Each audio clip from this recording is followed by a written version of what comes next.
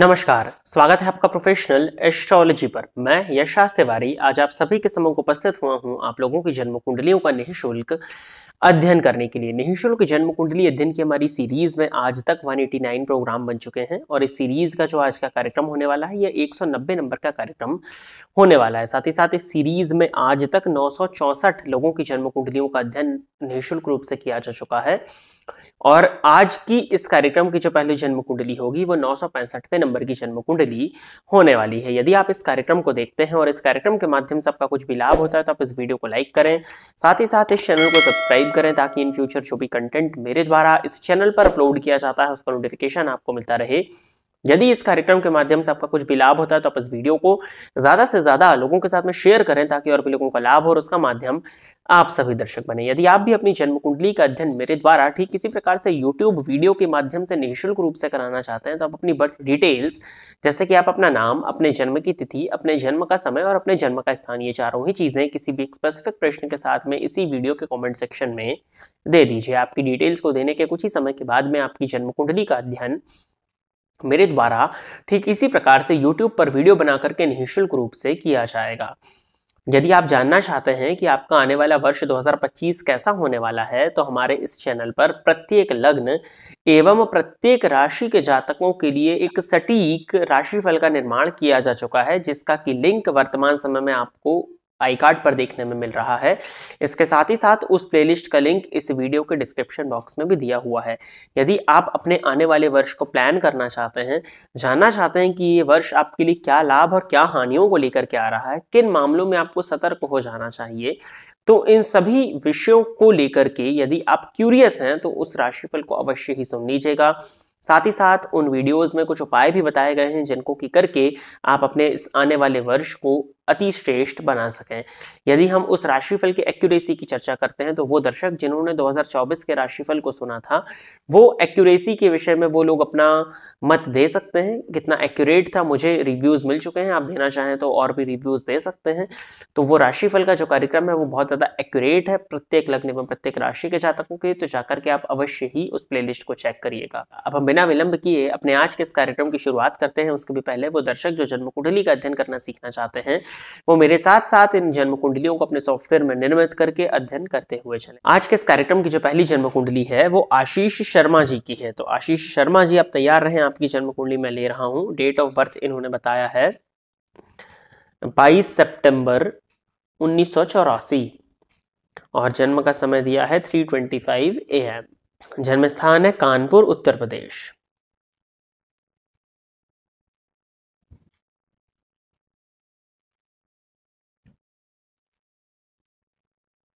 सिंह लग्न की जन्म कुंडली है, राशि कर्क बनती है, लग्न का मान 0 अंश है। वर्तमान समय में सूर्य की महादशा में चंद्रमा का अंतर आपको चल रहा है।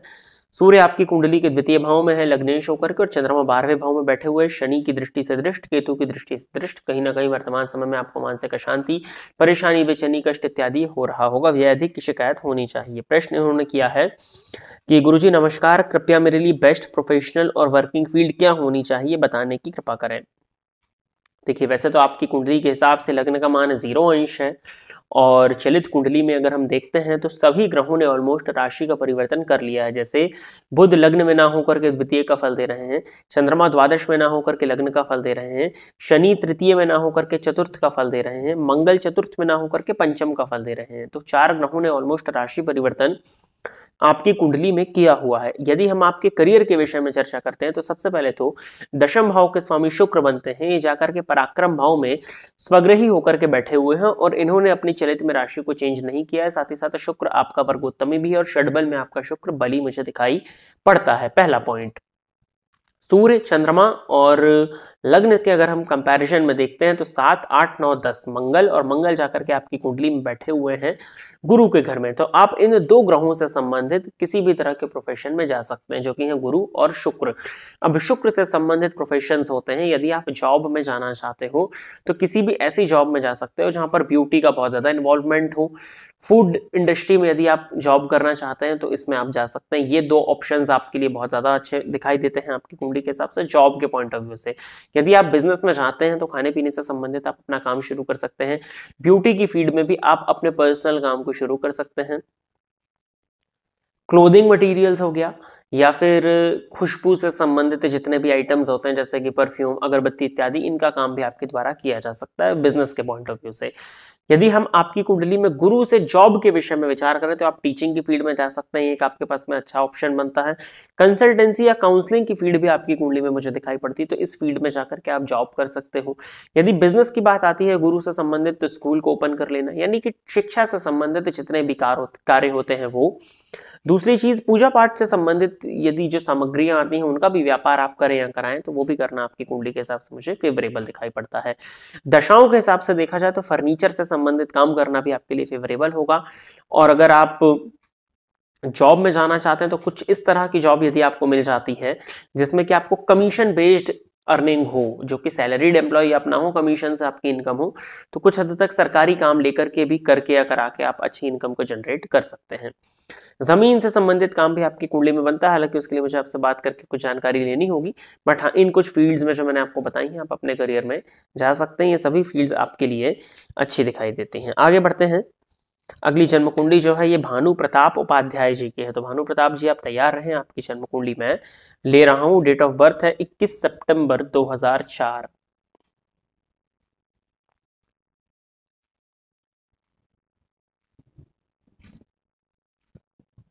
और जन्म का समय बताया हुआ है रात के 10:20। और जन्म स्थान है धौलपुर, राजस्थान।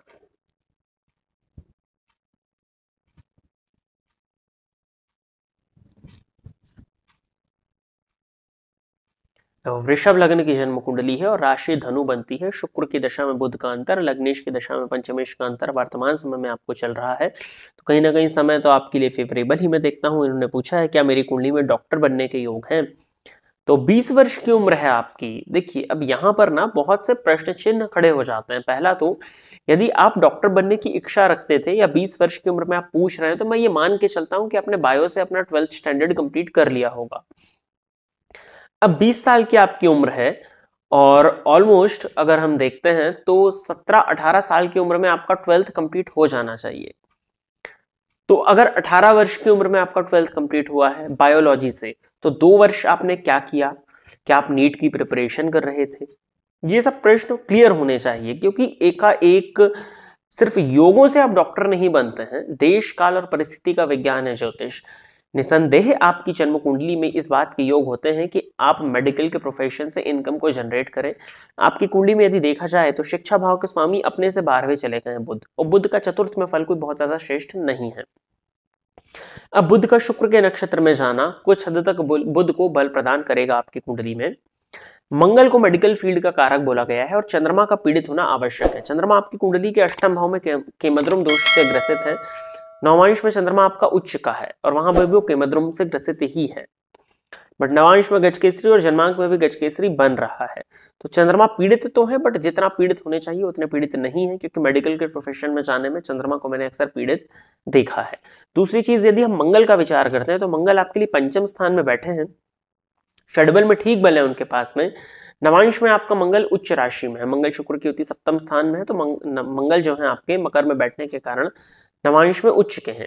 अब करियर लॉर्ड शनि तृतीय भाव में जाकर के बैठे हुए हैं, एक अंश पर मृत अवस्था में, और चलित में यदि देखा जाए तो तृतीय में ही है, नवमांश में वो लग्नगत है। और यदि आपकी कुंडली में गुरु की स्थिति पर हम विचार कर लेते हैं तो गुरु का बल काफी हद तक वीक हो रहा है। इट मींस कि मेडिकल के प्रोफेशन से इनकम जनरेट करने का योग तो बन रहा है, बट डॉक्टर बनने के योगों में बहुत सारी परेशानी और बहुत सा संघर्ष आपकी कुंडली साफ प्रदर्शित कर रही है। वैसे तो शुक्र की महादशा आपको है और शुक्र शनि की युति और नवांश में शुक्र मंगल की युति पर शनि की दृष्टि का पड़ना, मन का भटकाव भी साफ प्रदर्शित हो रहा है। तो प्रॉपरली शिक्षा को आप अर्जित करके डॉक्टर बन जाएं, इस बात की संभावनाएं तो कम ही दिखाई पड़ती हैं, बट फिर भी यदि प्रयत्न किया जाए तो आपकी कुंडली में नवांश में मंगल के उच्च के होने के चलते मेडिकल की फील्ड से इनकम को जनरेट कराया जा सकता है। पूर्ण रूपेण तो आपकी कुंडली में डॉक्टर बनने के योग नहीं बनते हैं। अब आप ऑप्शन तलाश सकते हो कि आयुर्वेदिक डॉक्टर बन जाओ या डेंटल के फील्ड में चले जाओ, या जो भी जो भी इसके मतलब MBBS के अलावा, क्योंकि क्रीम तो वही है ना, अगर वो आपको नहीं मिला तो फिर आप बहुत से ऑप्शंस को तलाशने की कोशिश करते हो। फिर बायोलॉजी अगर आपने लिया होगा तो फिर फार्मेसी में जा सकते हैं, मतलब फिर अब बायो ले लिया है तो अब कुछ ना कुछ तो करना ही होगा ना, या फिर लाइन बदल दीजिए टीचिंग इत्यादि में जाकर, तो ये सब आप देख सकते हैं। बट हाँ, मेडिकल की फील्ड से इनकम जरूर है, बट प्रॉपरली डॉक्टर बनने का योग मुझे आपकी कुंडली में नहीं दिखता है, क्योंकि कहीं ना कहीं शिक्षा और कुछ हद तक मन का भटकाव तो वो परेशानी का कारण बनेगा। और आगे बढ़ते हैं, अगली जन्म कुंडली जो है वो है ज्योति लांबा नाम से आईडी है, और कृतिका लांबा जी की जन्म कुंडली है। तो कृतिका जी आप तैयार रहें, आपकी जन्म कुंडली मैं ले रहा हूं 6 सितंबर 2007, और जन्म का समय है 1:30 AM, कानपुर।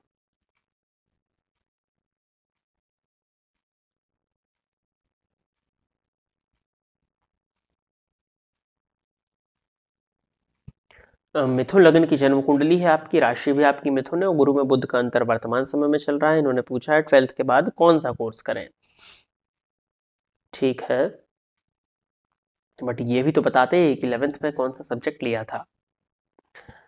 देखिए आपकी कुंडली के अकॉर्डिंग यदि देखा जाए तो पंचमेश बैठे हैं जाकर के द्वितीय भाव में, लग्नेश सुख में उच्च के हो रहे हैं, ठीक है, और षडबल में मंगल का बलाबल ज्यादा है। अगर देखिए मैथ्स आपने लिया है, यदि मैथ साइंस से आपने करी है 12th अपनी, तो आपकी कुंडली में जबरदस्त इंजीनियर बनने के योग हैं, और इंजीनियरिंग की फील्ड में, टेक्निकल एजुकेशन की फील्ड में आपको बहुत अच्छी सफलताएं दिलाई जा सकती हैं।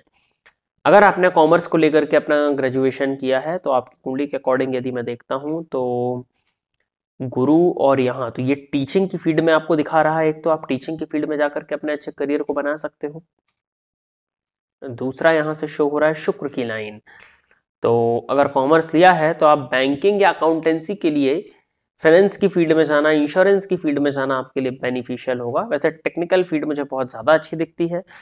सिविल इंजीनियरिंग की फील्ड में भी आप जा सकते हो यदि आपने मैथ्स लिया है, तो इंटीरियर डिजाइनिंग की फील्ड में जाना भी आपकी कुंडली के हिसाब से मुझे बहुत फेवरेबल दिखाई पड़ता है, कि इंटीरियर की फील्ड में यदि आप जाएं, या आप फूड इंडस्ट्री में भी चाहते हो, क्योंकि शुक्र का प्रभाव मुझे आपके करियर पर ज्यादा दिख रहा है, और अगर शुक्र की फील्ड में आपको भेजा जाए तो कहीं ज्यादा अच्छी सफलताएं आपको देखने में मिल सकती हैं। तो जो मैंने प्रोफेशंस बताए हैं, कहीं ना कहीं शुक्र का प्रभाव उन पर होता है।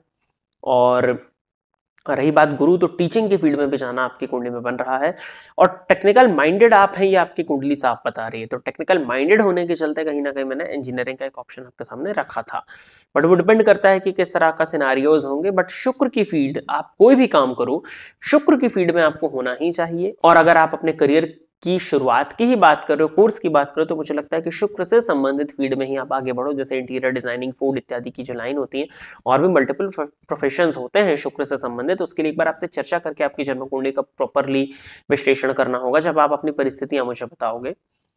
अगर ऐसे मैं देखता हूं तो मैंने जो ऑप्शंस आपको बताए हैं, उन ऑप्शंस की तरफ आप आगे बढ़ करके अपने जीवन में सफलताओं को तलाश सकते हो। उपाय के तौर पर आप विष्णु सहस्त्रनाम का श्रवण करना प्रारंभ करिए, और ओम नमो भगवते वासुदेवाय इस मंत्र का नित्य एक माला जप करिए गुरुवार से प्रारंभ करके। ये उपाय करना आपके लिए मैं काफी फेवरेबल देखता हूं। तो प्रिय दर्शकों, इतनी ही जन्म कुंडलियों को आज के इस कार्यक्रम में सम्मिलित किया गया था, और इतनी ही जन्म कुंडलियों का अध्ययन करने के लिए आज मैं आप सभी के सम्मुख उपस्थित हुआ था। आशा करता हूं कि जितने भी लोगों की जन्म कुंडलियों का अध्ययन मेरे द्वारा इस निःशुल्क जन्म कुंडली अध्ययन के कार्यक्रम के माध्यम से किया गया, वो सभी लोग संतुष्ट होंगे। यदि आप इस कार्यक्रम को देखते हैं और इस कार्यक्रम के माध्यम से आपको कुछ भी लाभ होता है, तो आप इस वीडियो को लाइक करें, साथ ही साथ इस चैनल को सब्सक्राइब करें, ताकि इन फ्यूचर जो भी कंटेंट मेरे द्वारा इस चैनल पर अपलोड किया जाता है उसका नोटिफिकेशन आपको मिलता रहे।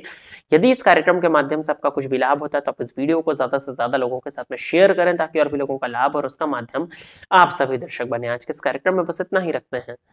नमस्कार।